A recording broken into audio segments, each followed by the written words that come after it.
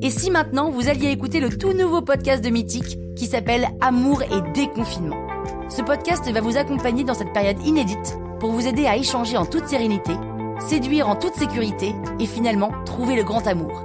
Pour l'écouter, il suffit de chercher Amour et déconfinement sur votre plateforme de podcast et il n'y a plus qu'à cliquer. Préparez-vous, Mythique va vous booster. Bye Mythique.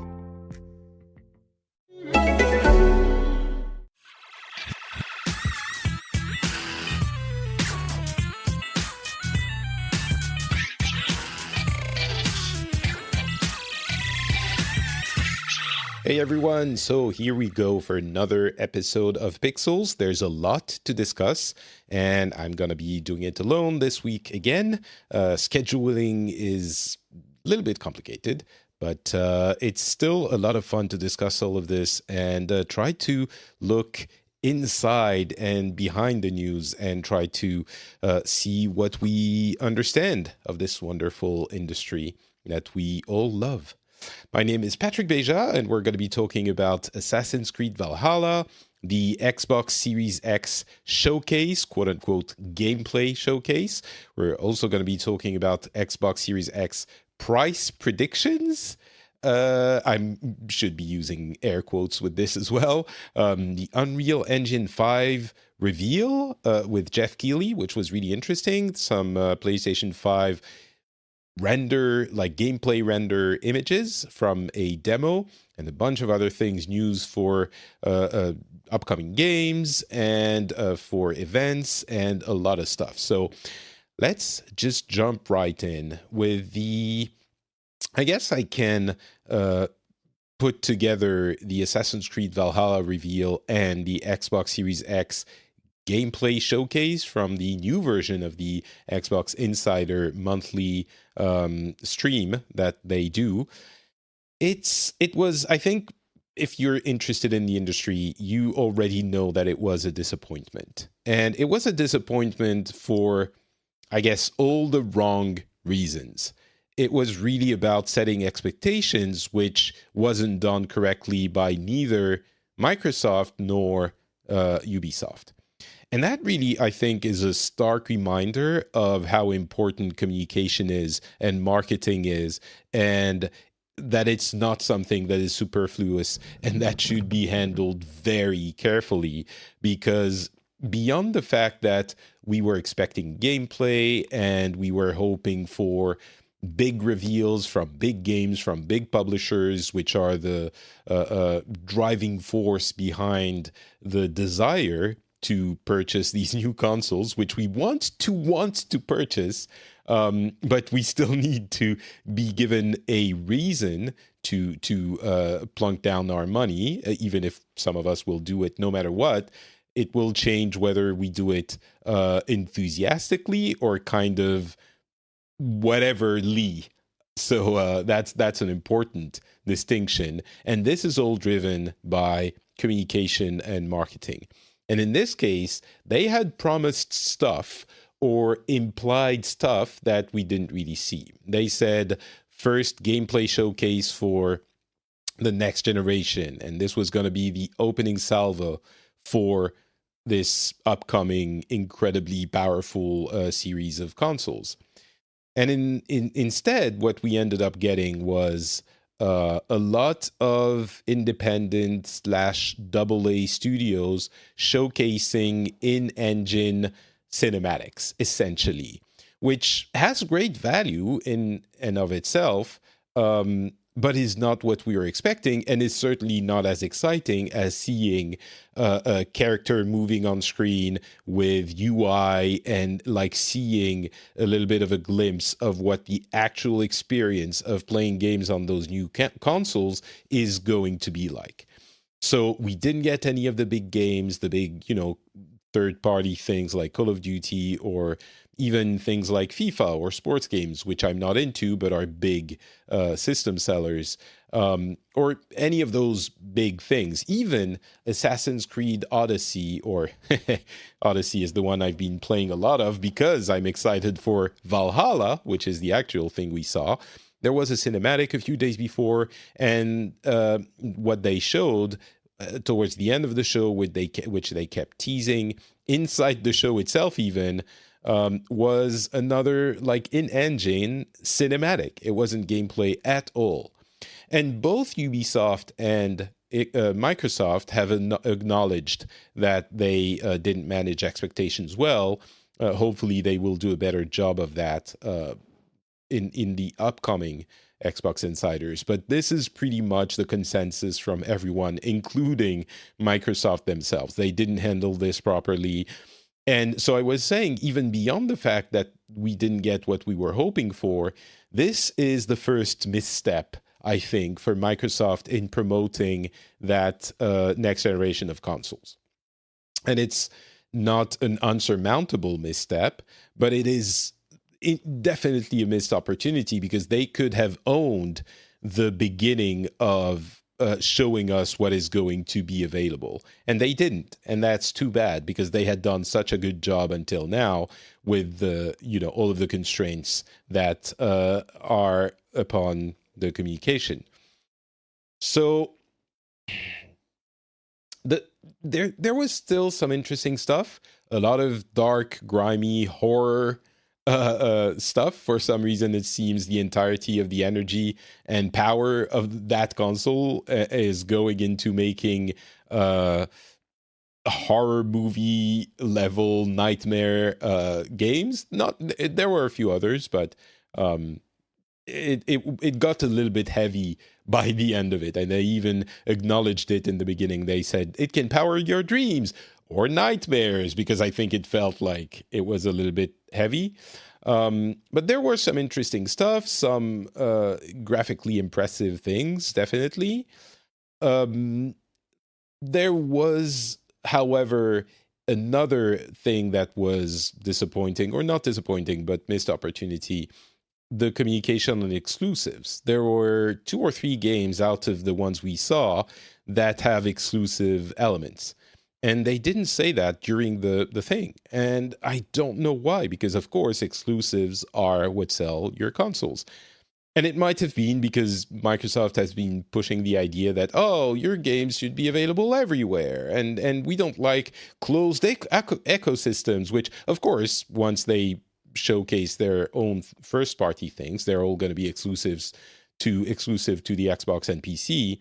But there's kind of a walking back the idea that openness is awesome for everyone, and in every case, or at least that might have been the reasoning why they didn't say more clearly that there were some exclusives. I don't know why. Honestly, they should have. But I'm trying to understand why they would have chosen not to do so, and that's the only explanation I can come up with, which is still not a very good explanation. So there was that, and there was also the optimized for Xbox Series X label, which also we ended up not knowing really what it was because it's so fuzzy.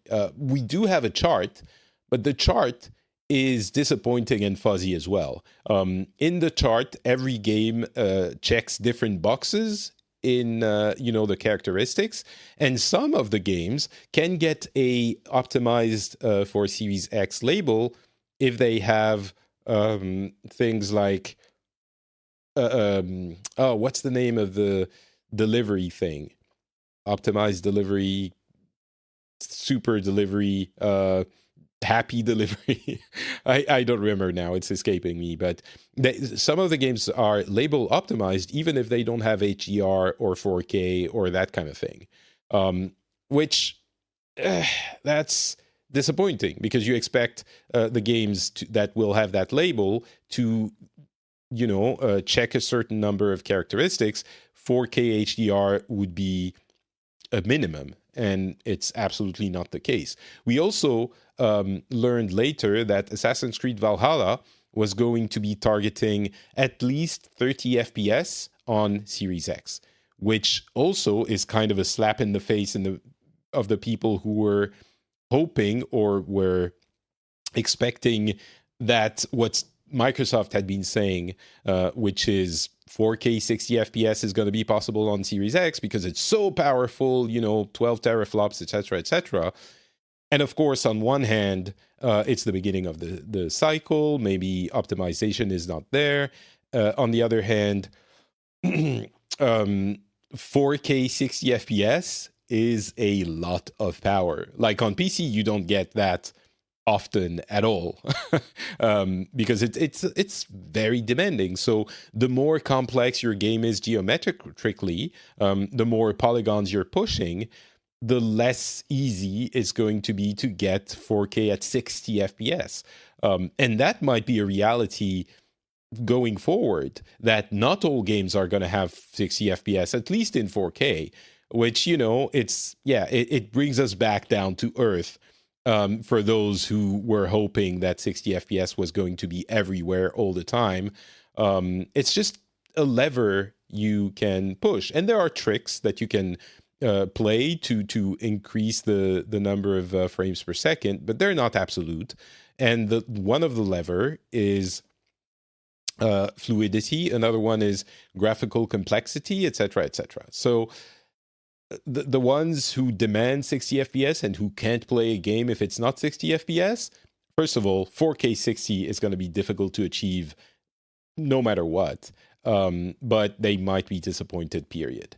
So, and given that is the promise of Series X, one of the promises, it was another point of disappointment. I don't want to talk too much about the games, first of all, because honestly, there was nothing mind-blowing in the games that were presented, which is part of the disappointment. So there were some interesting stuff, some horror things, some Geiger nightmare in Alien style with Scorn, which was probably the most notable one, which isn't exclusive, by the way. But overall, there was nothing that is as interesting as discussing that, the structure of the Insider. What I do want to say, though, or emphasize, is that this is not something they can't recover from, obviously. It's a small misstep, and as soon as we start seeing bigger games and exclusive games and first-party games, this is going to be forgotten.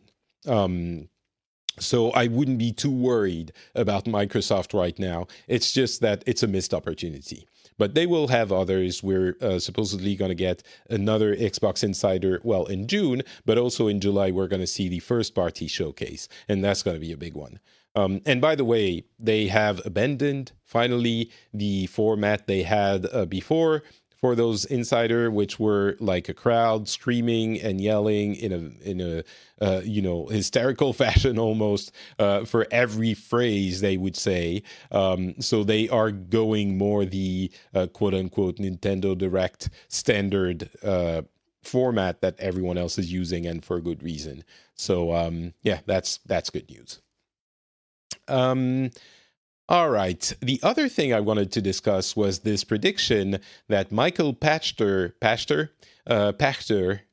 made on a discussion with Jeff Keighley on the Summer Game Fest series, that he believes the Xbox Series X will be... there we go with the yawning. It's difficult to talk a lot when you're tired. And my son, so this is Patrick's son's segment, he's back at daycare. Woohoo! I love him more than life itself, but I'm also very happy when he's not at home all the time. And he's back at daycare starting today. Hopefully nothing crazy happens there and he can stay there. But to celebrate that, he woke me up in the middle of the night for 3 hours almost tonight. So I'm still exhausted, but I'm still doing the show as well. And as I did last time, I'm going to stop acknowledging the yawning and just yawn. Sorry, this is life right now. So the Pachter suggested that the Series X might be $400.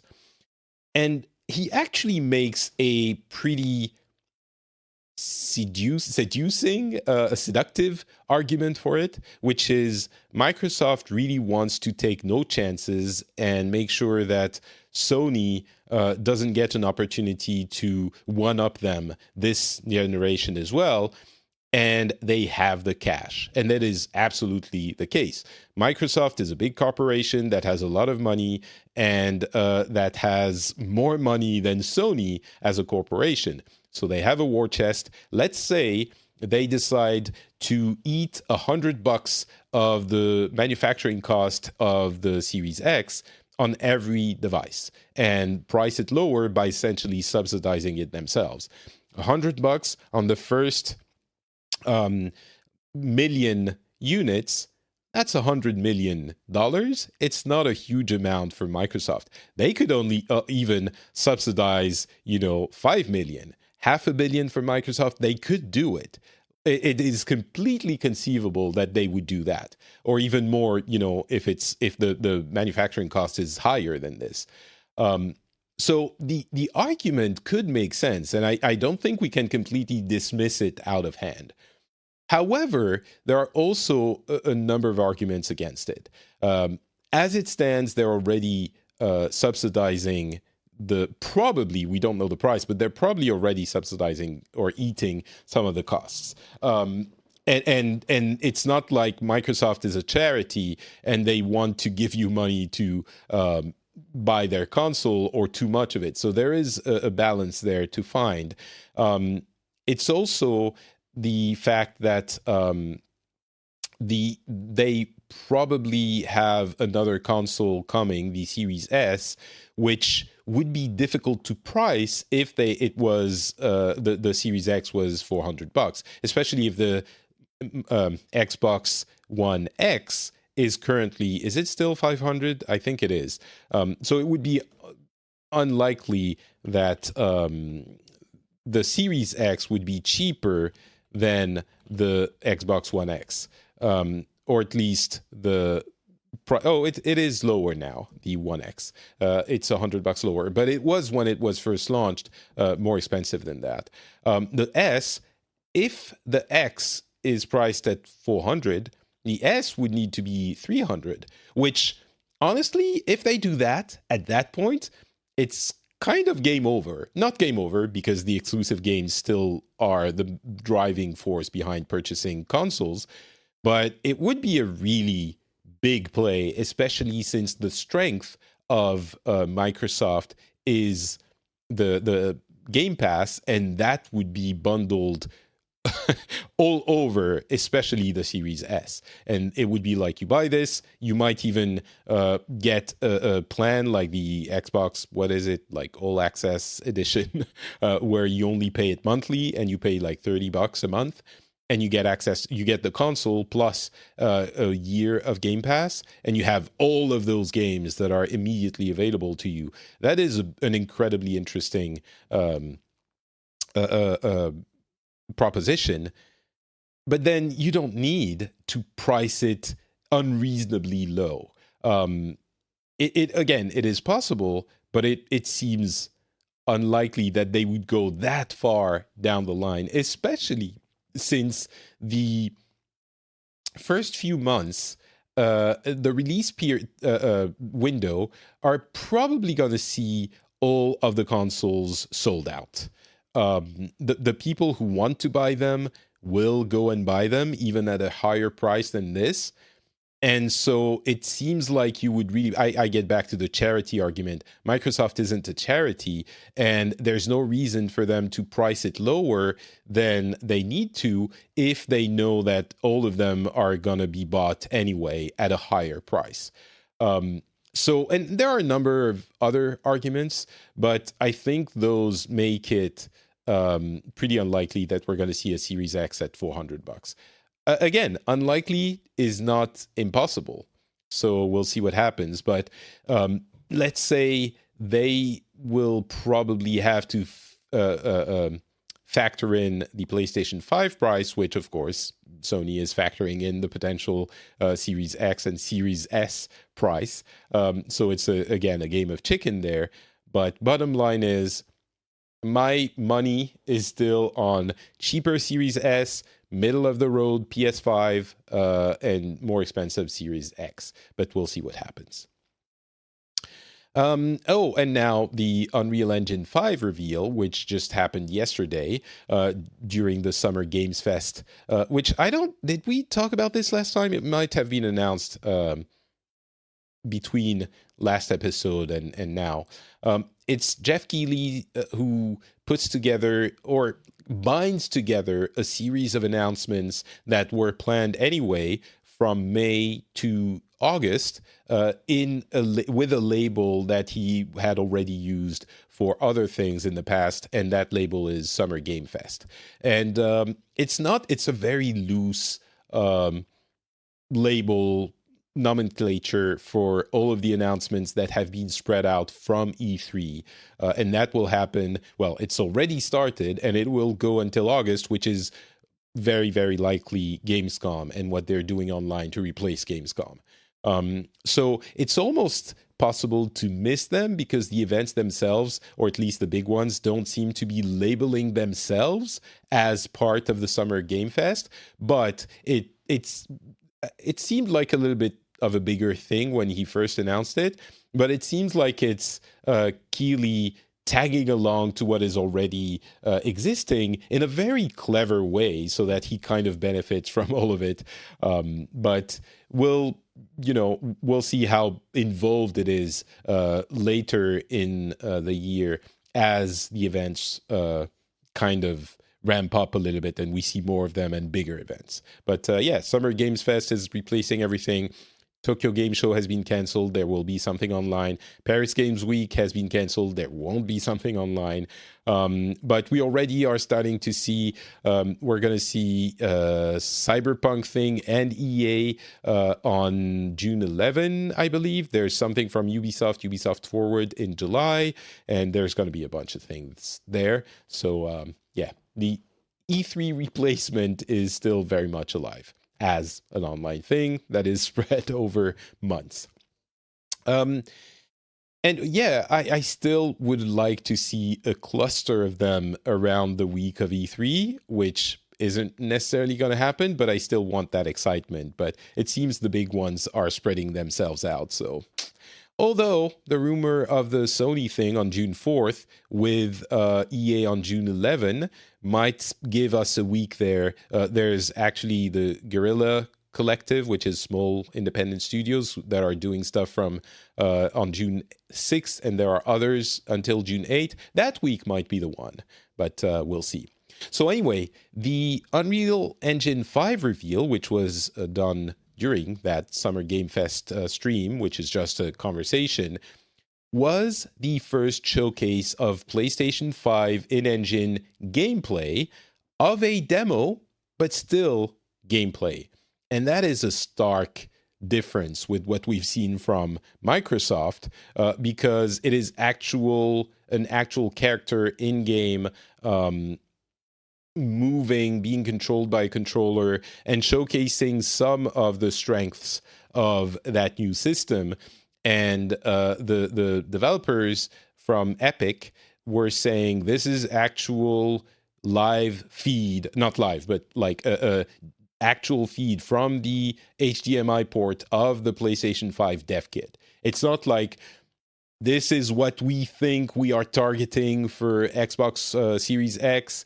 It's not some cinematic type of thing. It's a demo, which of course you have to take with a grain of salt, but it's still actual things that the console is rendering.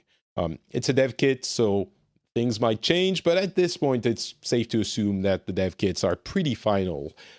So it should that demo will look like that on the final product, more or less. And what we see is a metric ton of triangles. There is so much detail. It is extremely impressive how much detail there is. They have, I'm not going to go into the technical aspects because, well, first of all, I think most of the gist, but I'm not an expert and I don't understand all of the technicalities of it, but I'm technical enough that I know what they're talking about, but it's not necessarily the most interesting part.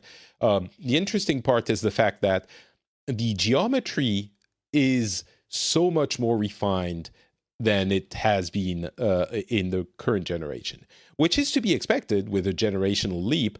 But that level of fine detail is not, I think, the kind of level that we were expecting that much. Or maybe we didn't know what to expect, but it is impressive, even knowing that it's coming, that it's a jump from one generation to the next. The number of polygons that are being pushed is impressive. The detail on the caves and the sculptures and the carvings is impressive. The lighting, I would say, is impressive, but as we kind of described before, ray tracing is cool, but I haven't seen something that is so incredible that it makes me forget that we have had tricks for lighting for years that kind of achieved an impressive result anyway. I haven't seen that, and this demo makes cool lighting, but it's not something where I go, oh my God, wow, this is so crazy.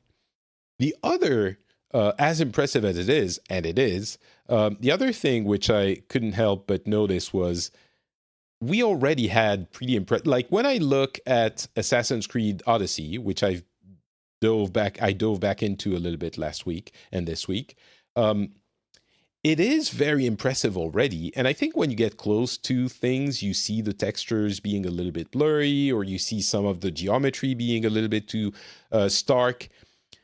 But it's still something that is very impressive. And I think it's the level of detail that we're seeing in the Epic demo is impressive when you take the time to notice that it's impressive. I don't know that in the middle of gameplay you will pay that much attention, but we'll see what happens then. But I'm torn between, yes, it's impressive technically, but will I care when the game is running, I guess, is the best way to put it. But we'll see. And the more interesting thing even than the impressive nature of the rendering is the emphasis they put on the PlayStation 5 SSD speed, which has, been described as the great strength of that console. And when Keeley, I actually was happy that he pushed for this, he asked about the doability of this on an Xbox One Series X. They skirted around the question, and they clearly did not want to answer it clearly, which brings us to the question about third-party games, which are going to have to run on all platforms. Does it mean that if the Series X's SSD, which is slower than the one on the PS5, can't do the streaming of assets as fast, then what do you do with your game if you know that it's going to need to run on those lower specs? Same thing, but we're used to it. Same thing with the graphical capabilities, the raw numbers, the 12 teraflops to less teraflops.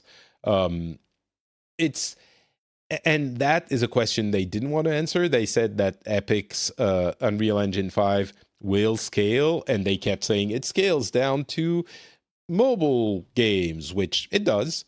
But then it's kind of like, how do you scale that if it's something that only that console can do structurally with the SSD? If you build for this capability, it's difficult to scale it down. I guess you could by lowering the fidelity of the assets so that it can stream them fast enough. I guess that's the answer, even with a lower speed. But I don't know. I guess we'll see. It sounded like they were saying this specifically is only possible on PlayStation 5. Although, honestly, it all looked one color, and it didn't seem like there were a lot of assets being streamed, even in the section where she's flying through the environment very quickly. And I will say that does look a little bit like a gimmick. Like, okay, we can stream assets from the SSD so fast we can do it live in gameplay. So what do? We rush through the environment if we're flying or swinging through the city as Spider-Man. But again, does that serve gameplay? I don't know that it does. How is that? Like, unless you build gameplay for this feature, which is not the best way of building gameplay, in my opinion, most of the time, I'm not sure how it serves the game. And these are questions I'm asking because I like being a nag.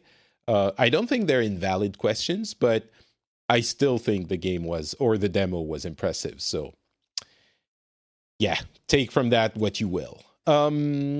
Another thing is that they're making, even more important in my opinion, they are finally launching Epic, that is, their online services, which is a way of implementing into your game cross-play, cross-save, cross-friends list, etc., between all the different ecosystems, which that is what I want. That is what I want. And they're releasing this for free, and this is awesome. And I hope every game going forward has these kinds of things, at least multiplayer games. And of course, games that are not exclusive to one console, because then you don't really need crossplay.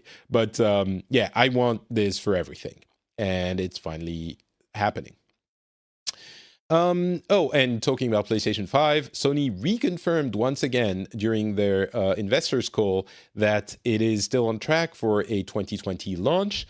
And they said that PlayStation 4 now has 110 million units sold, which is crazy. Well, it's not crazy. We knew it's heading that way, but it's still a very impressive number for a console. I believe only the Wii and the PlayStation 2 and maybe the DS went over 100 million. Let me check that.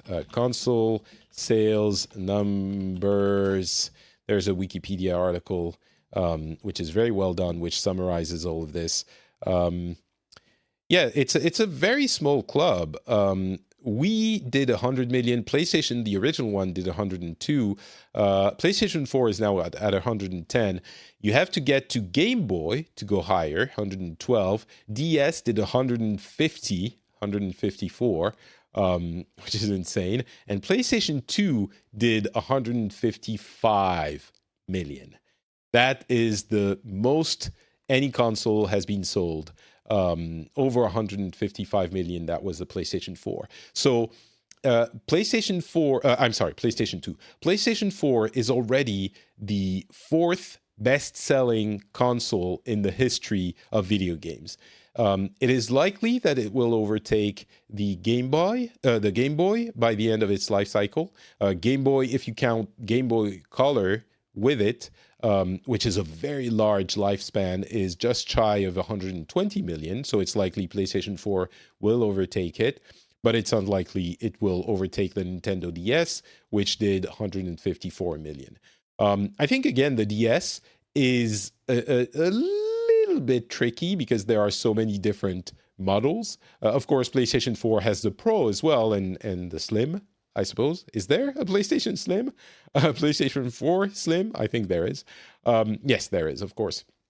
But it's not as many of the DS with the DSi, DS. What? How many were there of the DS? A sizable number, I think. And DSi XL and all of those. Although maybe it's the same number of different SKUs. It's possible. But anyway, that is besides the point. The PS4 is selling well, and we knew that, but it's selling well. Game news. The the less liked Iron Man VR also has a release date. It's July.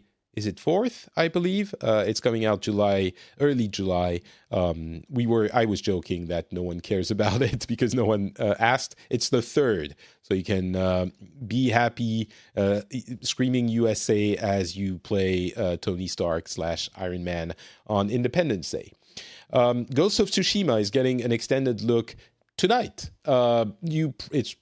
You can go watch it now, probably, if you're listening to this, a few hours after it's been published. I'm curious to see what it is, of course, because we haven't seen any actual gameplay of Ghost of Tsushima. As a reminder, it's coming out in July. as well. So that will be the last of the PlayStation 4 first-party titles. And it's a 20 minutes in-depth look that we're going to get from Sony. And the last thing is that lovely PlayStation Studios branding trailer. It looks like the Marvel Studios thing. It's going to be the first party games which get a kind of little intro with to show you that this is a PlayStation Studios game under one umbrella, which is it's kind of cool. It looks all right. A little bit of a flex on Sony's part, but they should, because this is their great strength. So pretty cool. I think that is about it. We're getting remasters of Tony Hawk's Pro Skater 1 and 2, of the Mafia trilogy. There's Steam that might be putting in place a reward system. There are some database inspection that are showing this might be happening. I do want to mention something about The Elder Scrolls 6, which Pete Hines on Twitter said, you are not seeing this for years. He said, on answering a question on Twitter, he said, it's after Starfield, which you pretty much know nothing about. So if you're coming at me for details now and not years from now, I'm failing to properly manage your expectations. And I would say to Pete Hines that yes, you are failing to manage the expectations, because you showed a cinematic trailer 2 years ago at E3. And at the time, I was kind of angry about it, because I was saying marketing is very important earlier, and it is. And this is a marketing trick that angers me very much. When you show just the name of a game that people are hoping you will get, and with a cinematic thing that is in no way representative of anything of that game, because you don't have anything of that game, it is a trick to get people happy when you don't have anything else, and maybe even you don't have any other games to show, which might have been the case back in 2018. I think that was when they were showing Fallout 76, which we all know how that turned out. So in the context of last year, when, not last year, 2 years ago, when Blizzard didn't show Diablo 4, that was what I was arguing, that I didn't want them to do something like just showing a slide with Diablo 4 written on it if they didn't have anything to show, and if it was years away, which it might have been. And I don't want that, because it's a trick. It is more on the lying side than general marketing speak. And which, again, I don't think marketing is lying. It's an important way of communicating with your audience. And anyone who says, marketing can be bad, but it can be good, and it is important. In this case, I think it's bad marketing. Because, again, you showed it in 2018, and now you're saying it's years away, so not before 2022, let's say, minimum. 2023, possibly even later. What did you do in 2018? And people were happy about it. I guess you distribute joy. That's always positive. But it was still giving people the impression that this is coming, when in reality we have no idea. Well, it will be coming at some point, but we have no idea what it is. So anyway, the argument has been made many times, and that's where I fall on it. And this latest tweet kind of solidified my impression that, I'm sorry, this is not cool.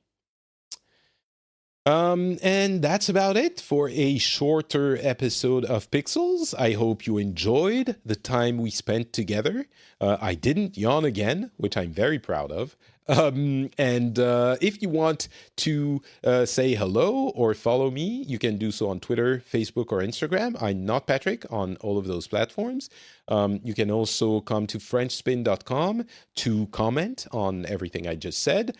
And that's it. We'll be back in a couple of weeks. Hopefully, I won't be alone that time. But if scheduling is difficult, then maybe I will. And hopefully, it will be fun. Anyway, I thank you very much for listening and talk to you in a couple of weeks. Bye.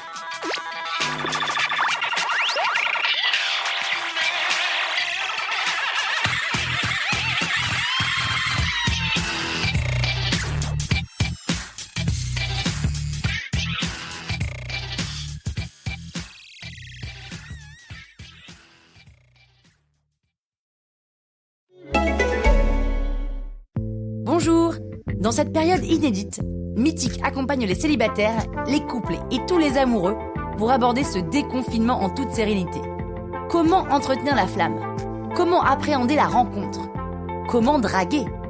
Pour avoir les réponses, écoutez le tout nouveau podcast de Mythique, Amour et déconfinement, disponible sur toutes les plateformes de podcast. Bye Mythique!